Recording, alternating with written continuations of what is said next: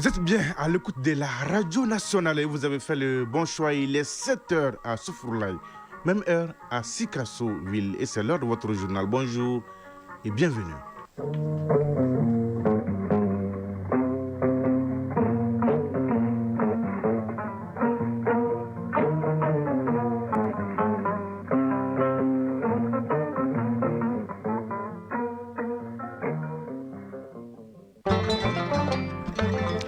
Mais l'actualité, première édition de ce mardi 6 janvier 2026. Tout d'abord, la couleur du temps sur Bamako et environ 23 degrés ce matin, ciel nuageux, humidité 20%, du vent 13 km à l'heure et la température maximale attendue est de 34 degrés.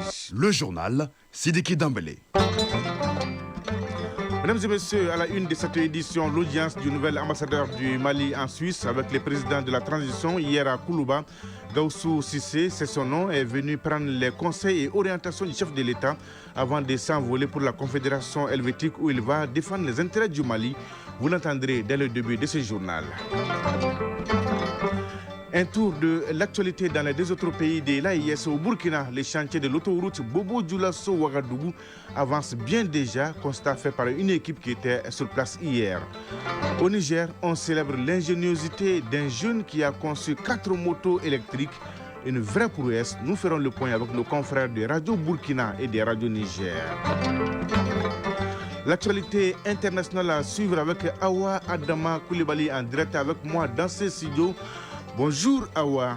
Bonjour Sidiki. De quoi va-t-on parler dans votre tour d'horizon de ce mardi? Alors, dans l'actualité internationale de ce matin, présidentielle en Centrafrique, Faustin Archange Touadéra déclaré vainqueur par l'autorité nationale des élections. Au Burkina Faso, adoption du budget 2026 estimé à 6,15 milliards de dollars. Au Sénégal, un plan de redressement économique de 6 000 milliards de francs CFA annoncé à l'horizon 2028. La Guinée équatoriale dispose depuis le 3 janvier d'une nouvelle capitale officielle dont le nom vous sera révélé dans ce journal. Et aux États-Unis, Nicolas Maduro et son épouse Cilia Flor ont été présentés devant un tribunal à New York. Développement à suivre donc. Enfin, le journal de la CAN à suivre avec Sergato Cissé, l'athlète des jours et des nuits. Bonjour Sergato. Bonjour Sidiki Dambélé. Est-ce que tout va bien? Oui, ça va, alhamdoulilah. Voyons déjà les grandes lignes de votre journal. Fin ce mardi des huitièmes de finale avec Algérie, RD Congo et Côte d'Ivoire, Burkina Faso. Le Nigeria et l'Égypte ont rejoint hier le tableau des quarts de finale en éliminant le Mozambique et le Bénin. Les Aigles du Mali qualifiés pour les quarts de finale quitteront leur base de Casablanca demain mercredi pour Tanger, théâtre du choc face aux Lions de la Teranga du Sénégal, prévu ce vendredi. Et juste avant, vous aurez l'insolite du jour avec Sergato Cissé. Voilà pour le sommaire. Une fois de plus, bonjour et bienvenue. Le nouvel ambassadeur du Mali en Suisse s'appelle Gaussou Cissé. Il s'apprête à regagner son poste, mais avant, il a été reçu en audience hier par le président de la transition, le général Assimi Goïta. Et c'est une transition pour les ambassadeurs qui est de prendre les orientations du chef de l'État avant d'entamer leur mission. Le président Goïta l'a invité à travailler, à raffermir davantage les liens de travail, d'amitié, de coopération entre le Mali, la Confédération helvétique et les organisations internationales. Il a invité également à veiller au respect des 3 principes qui guident désormais l'action publique au Mali. Audience suivie par Bemba Sibi. Reportage. C'est un diplomate chevronné qui représente désormais le Mali auprès de la Confédération helvétique et les organisations internationales présentes dans ce pays. Avant de regagner son poste, l'ambassadeur Gaussou Cissé est venu prendre les conseils et orientations du président de la transition. Le chef de l'État a notifié au nouvel ambassadeur de veiller au respect des 3 principes qui guident désormais l'action gouvernementale au Mali.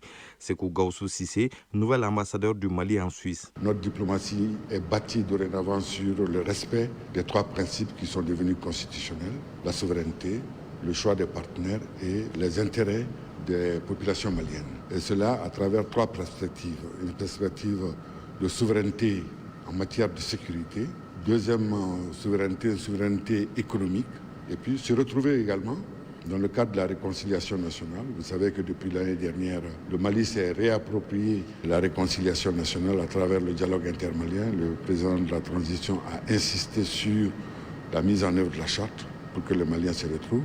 Et c'est pourquoi d'ailleurs il m'a demandé expressément de pouvoir faire le plaidoyer sur la dynamique de l'année de la culture. Parce qu'il faudrait que chaque Malien puisse se retrouver. Il a également insisté sur la dimension multilatérale, notamment tout ce qui est en rapport avec la politisation des droits de l'homme et d'autres règles internationales. Et en fin de compte, il a insisté sur la protection des Maliens, quelle que soit leur situation. L'ancien directeur Europe du département des affaires étrangères et ambassadeur à Bruxelles et Madrid est en terrain connu et il s'engage à travailler pour raffermir les liens d'amitié et de coopération entre le Mali et la Suisse. Dans son message, le président de la transition a instruit aux diplomates maliens de bien communiquer sur la nouvelle dynamique confédérale de l'AES. Sékou Gausso Cissé, nouvel ambassadeur du Mali en Suisse. Que les ambassadeurs et chefs de poste doivent poursuivre à construire, à faire le plaidoyer de cette dynamique qui va dans le sens des intérêts des populations des trois pays qui se reconnaissent dans cette confédération, parce que c'est une confédération dont les objectifs sont en phase avec les préoccupations des populations, mais surtout, c'est une confédération qui choisit son propre chemin, sa propre feuille de route et qui n'est pas influencée par d'autres acteurs internationaux. Le nouvel ambassadeur du Mali en Suisse, un diplomate de carrière, assure avoir pris la pleine mesure des défis de la mission à lui confier, notamment informer vrai sur le Mali, ses choix stratégiques et la vision des autorités de la transition. Les nouvelles ambassadeurs du Mali, Sékou en Suisse, Sékou Gausso Cissé qui s'envole très bientôt pour la Suisse. Depuis 2022, le Mali célèbre le 14 janvier de chaque année la journée de la souveraineté retrouvée. Cette année, la journée sera marquée par une leçon modèle dans toutes les écoles du Mali et dans les ambassades du Mali. Et ce n'est pas tout, d'autres activités seront menées pour raviver la fibre patriotique des Maliens sur l'ensemble du territoire. Au ministère en charge de la réforme de l'État, une commission s'active déjà pour marquer cette date. Pour plus de précisions, écoutons Ibrahim Sempara. Il est le secrétaire général du département et il est au micro de Mamadou Fane.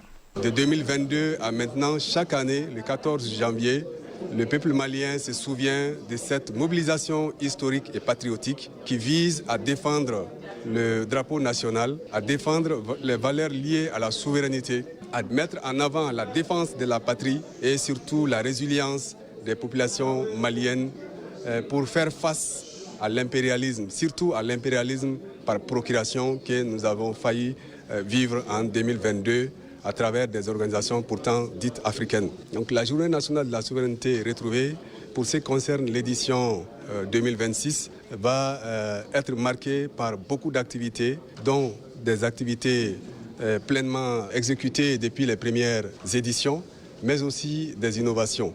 Parmi les activités majeures, nous pourrons citer des activités de don de sang. Il y a des activités de promotion du drapeau national. Ces activités se dérouleront sur toute l'étendue du territoire national, mais aussi dans les missions diplomatiques et consulaires. Et ce sont des activités qui seront réalisées avec l'implication des communautés africaines vivant au Mali et notamment avec nos pays frères de l'Alliance des États du Sahel. Alors parmi les activités majeures, il y a aussi ce qu'on appelle la leçon modèle. Il s'agit d'ancrer déjà chez les plus jeunes les valeurs liées à la sauvegarde et à la protection de l'intérêt national. Il s'agit donc de faire renaître cet esprit patriotique chez chacun des citoyens. Mais aussi, ce qu'il faut dire, c'est que chaque jour doit constituer un 14 janvier pour nous.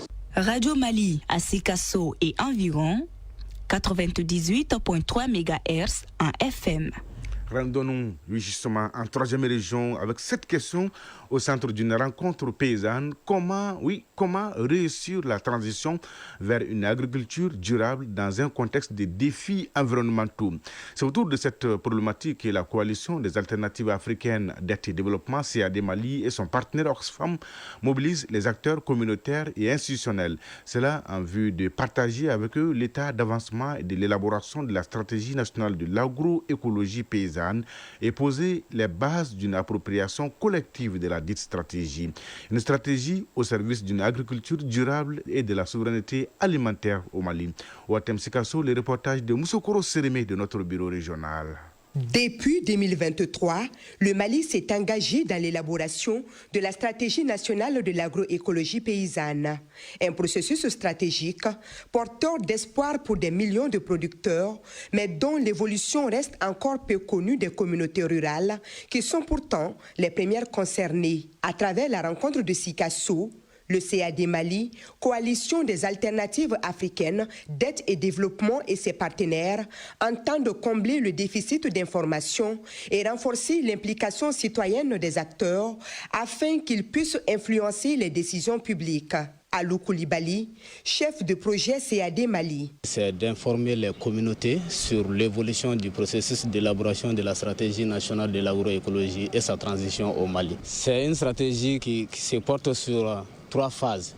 Nous sommes à la phase diagnostique, donc nous demandons les acteurs clés de l'agroécologie de s'impliquer davantage afin que la stratégie ne passe pas à côté. Dans un contexte de changement climatique, d'insécurité foncière et de pression croissante sur les ressources naturelles, l'agroécologie apparaît donc comme une réponse durable au développement agricole et économique du Mali. Un enjeu que les autorités régionales inscrivent dans la dynamique actuelle de consolidation de la souveraineté alimentaire et territoriale. Ibrahim Mahman, conseiller au gouvernorat de Sikasso. Cette action entreprise par la CAD et son partenaire Oxfam au Mali est aussi une concrétisation du processus de la souveraineté retrouvée par les autorités de la transition et des peuples maliens. C'est le lieu pour nous de rendre un vibrant hommage à l'État du Mali et à ses partenaires qui ont, à travers la loi d'orientation agricole, le cadre stratégique pour la relance économique et du développement durable, placé l'agriculture et l'économie au cœur des priorités du développement. Au cours de la rencontre, les échanges vont porter principalement sur le calendrier de l'étude diagnostique de l'agroécologie au Mali, ainsi que la nécessité d'intégrer pleinement le manifeste de l'agroécologie paysanne et ses 7 piliers dans la stratégie nationale. Sikasso, Msokoro Sereme et Taïro Konate pour l'ORTM.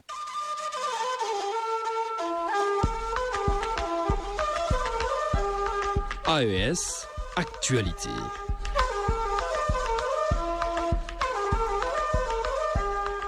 Direction le Burkina, les chantiers de l'autoroute Ouagadougou-Bobo-Dioulasso est désormais effectif.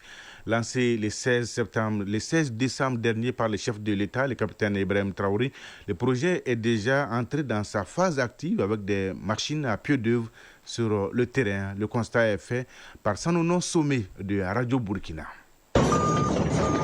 Des engins lourds s'imposent sur le terrain. Des arbres tombent les uns après les autres sous la force des bulldozers. Un nuage de poussière monte. À proximité, des femmes tentent de récupérer du bois, mais les agents de sécurité interviennent pour dégager la zone afin de prévenir tout risque d'accident.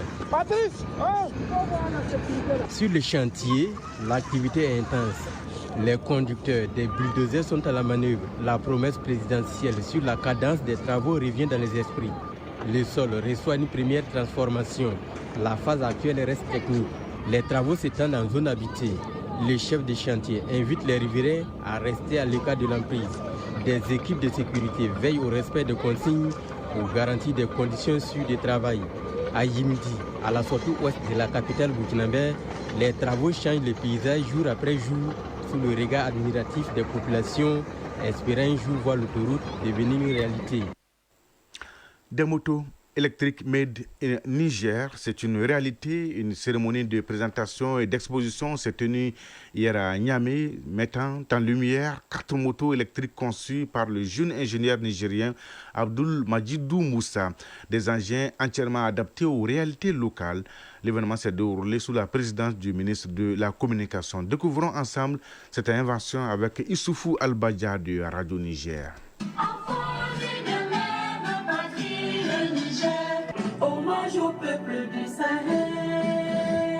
C'est par les hymnes nationaux du Niger, l'honneur de la patrie et la Confédération AES qu'a débuté cette cérémonie de présentation et d'exposition des motos électriques Made in Niger du jeune ingénieur nigérien Abdulmajidou Moussa, président du MAJ Creativity. Abdulmajidou Moussa, président de MAJ Creativity, nous explique. Les 4 nouveaux modèles de MAJ Creativity, nous les avons travaillés pendant plusieurs mois parce qu'il y a beaucoup de détails qui ont été peaufinés à la main pour le parti artistique et partie culturelle. Il y a les 21 croix du Niger qui sont là pour les valoriser beaucoup plus à l'échelle internationale. Nous avons les kits solaires pour pouvoir recharger les motos. Quel qu'en soit là où vous êtes, il y a les casques qui intègrent le logo de MAJ Creativity pour qu'il y ait une autre façon de style sur le marché mondial. Nous avons pour le modèle collégial, nous avons 25 km par heure avec une autonomie de 25 km. Pour le modèle universel, nous avons 45 km par heure avec une autonomie de 80 km. Haji Ali Salatou, ministre de la Communication et des Nouvelles Technologies de l'Information, parrain de cette cérémonie, a dans son adresse salué et félicité cette créativité. Le projet que nous découvrons, initié par M.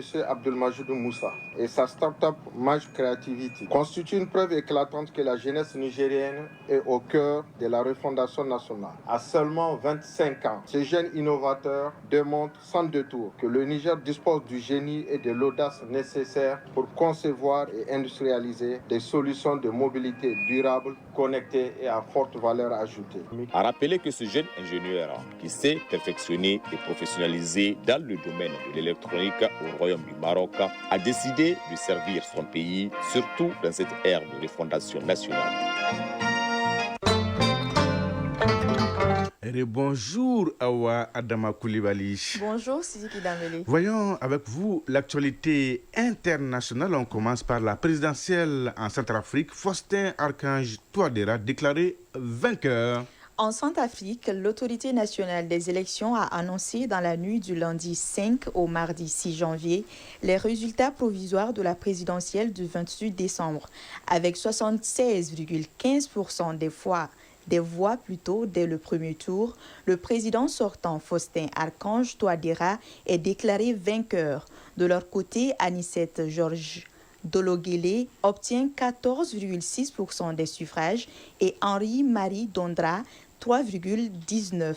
Mais avant même l'annonce de ces résultats provisoires, les deux opposants avaient dénoncé des fraudes. Selon l'autorité nationale des élections, la participation s'élève à 52,42% et les résultats définitifs seront donnés par le Conseil constitutionnel le 20 janvier. On reparle du Burkina Faso à Ouadama Koulibaly avec l'adoption du budget 2026 estimé, tenez-vous bien, à 6,15 milliards de dollars. Le Burkina Faso a adopté sa loi de finances 2026, une étape majeure dans la gestion des ressources publiques dans un contexte économique et sécuritaire toujours exigeant. Le budget de l'État approuvé par l'Assemblée législative s'élève à 3 431,5 milliards de francs CFA, soit environ 6,15 milliards de dollars américains. Les recettes ordinaires sont projetées à 3 216,5 milliards, auxquels s'ajoutent 215 milliards de francs CFA de recettes extraordinaires. On parle de gros chiffres ce matin. Au Sénégal, un plan de redressement économique, tenez-vous bien, de 6 000 milliards de francs CFA annoncés à l'horizon 2028. Au Sénégal, le ministre Ahmadou Al-Aminou Lo estime que l'absence de soutien du Fonds monétaire international constitue une opportunité pour renforcer la souveraineté économique du pays. Le ministre d'État chargé de l'agenda Vision 2050 a défendu le plan de redressement économique et social qu'il présente comme complémentaire à l'agenda Sénégal 2050. Ce plan repose sur la mobilisation des ressources nationales, l'optimisation des dépenses publiques, une meilleure gouvernance et l'implication de la diaspora. Objectif, réunir environ 6 000 milliards de francs CFA entre 2025 et 2028. Les autorités assurent que cette mobilisation, équivalente à un budget annuel, ne pénalisera pas les populations les plus vulnérables. La Guinée équatoriale dispose depuis le 3 janvier d'une nouvelle capitale officielle à Ouah. Ciudad de la Paz est désormais la nouvelle capitale officielle de la Guinée équatoriale. Elle succède à Malabo, ville historique mais jugée trop isolée sur l'île de Bioko. Située dans la province de Djiblouo, à proximité de l'aéroport de Mengoméé, la ville anciennement appelée Oyala se distingue par ses tours modernes, son palais présidentiel et ses premières infrastructures. Lancé en 2008 par le président Teodoro Obiang, cette nouvelle capitale vise à rapprocher l'État des citoyens et à accueillir à terme 200 000 habitants grâce à un financement principalement assuré par les revenus pétroliers. Et ces tableaux sombres en RDC, Adama, plus de 35 000 cas de viols et d'agressions sexuelles contre les enfants en 2025. En République démocratique du Congo, les abus sexuels commis contre les mineurs ont atteint des niveaux alarmants. En 2025, l'UNICEF a recensé plus de 35 000 cas de violences sexuelles contre les enfants sur l'ensemble du territoire congolais. L'instabilité sécuritaire reste l'une des principales causes de cette situation. L'organisation onusienne parle d'une crise omniprésente, profondément systémique et tire la sonnette d'alarme dans un rapport paru fin décembre. Merci Awa Adama Coulibaly pour toutes ces informations. On est très bien servi. Rebonjour Sragato Sissi. Rebonjour Sidi Dambélé. Donnez-nous l'heure, la bonne et la vraie heure. Il est 7h22 à Kati, région de Koulikoro. Les jingles et on se retrouve pour l'insolite.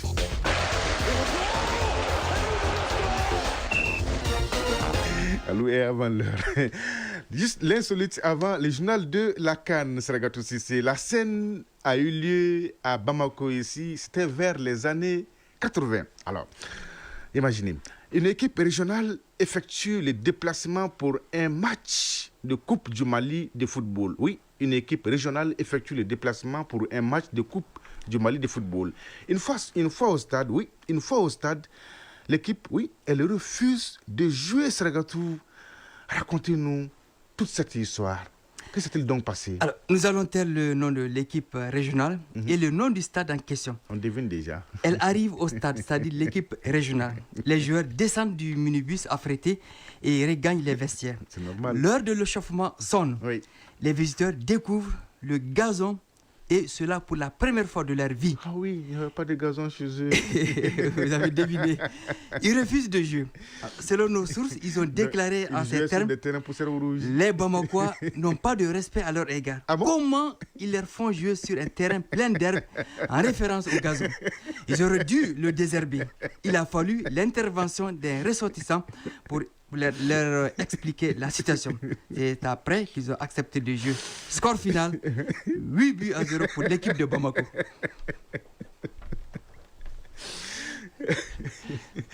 Vous imaginez déjà? Vous devinez déjà la région? C'est savoir. Tout à fait. 7h22 à Yélimane. C'est donc tout pour ce journal. Grand merci à Bourama Traoré et à Idrissa Dambélé qui m'ont aidé à la réalisation, aux opérations techniques à Lou Coulibaly. La mise en ligne est assurée par Cheikh Abdoulaziz Coulibaly, présentation Sidiki Dambélé.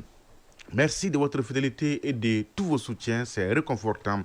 L'info continue sur votre chaîne tout de suite. Le journal de la Cannes avec Sragato Sissi, suivi des avis et communiqués avec Fousseni Diarra. Et à 13h, vous avez rendez-vous avec Soumela Berté pour la deuxième édition du journal. La pensée du jour, c'est un proverbe bantou. L'arbre ne tombe pas au premier coup de hache. Oui, l'arbre ne tombe pas au premier coup de hache. Mesdames et messieurs, prenez soin de vous et des autres. Excellente journée de mardi à toutes et à tous. Au revoir.